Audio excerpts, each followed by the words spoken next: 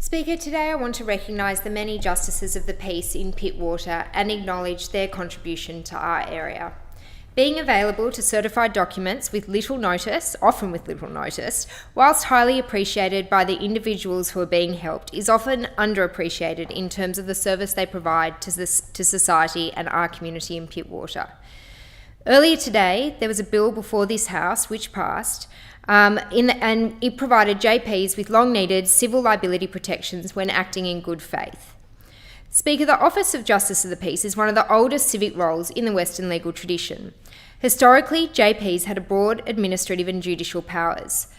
They licensed alehouses, enforced laws against vagrancy, administered poor laws, and even inspected bridges, and also read gas meters. In short, they were central to civil life and local governance. Governor Phillip was the first appointed JP in Australia in 1788, managing not just convict discipline, but also local ordinances and administration. Whilst their powers have narrowed significantly over time, the office remains a vital link between public and the legal system, still honorary, still service-driven, and no less essential. Today's JPs across the state provide an indispensable service to our community. In Pittwater and across the Northern Beaches, literally hundreds of JPs assist with statutory declarations, witness affidavits, and certify critical legal and personal documents. They do this voluntarily, often at libraries, community centres, public desks, in shopping centres, or even from their own homes and own offices. In our community, we are fortunate to have dedicated individuals like Neil Evers, a long-time resident of Mona Vale and registered JP. Neil's commitment extends beyond his JP duties. He is an active member of the Aboriginal support group Manly Warringah Pittwater and contributes significantly to local cultural education and reconciliation efforts. Gail Lonan is another example of a wonderful local GP. Gail is a long-standing resident of Avalon and was awarded the Medal of Order of Australia in 2023 for her extensive community service. Her roles have included serving as the roster secretary and committee member at the Avalon Community Library, public officer of the Avalon Ladies Probus, and has had involvement with the New South Wales Federation of School Community Organisations. Notably, she has served as a Justice of the Peace since the 1970s, exemplifying her commitment to civic duties.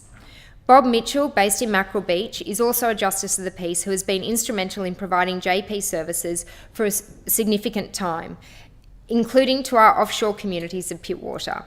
His dedication ensures that residents in more remote areas have access to essential legal witnessing services.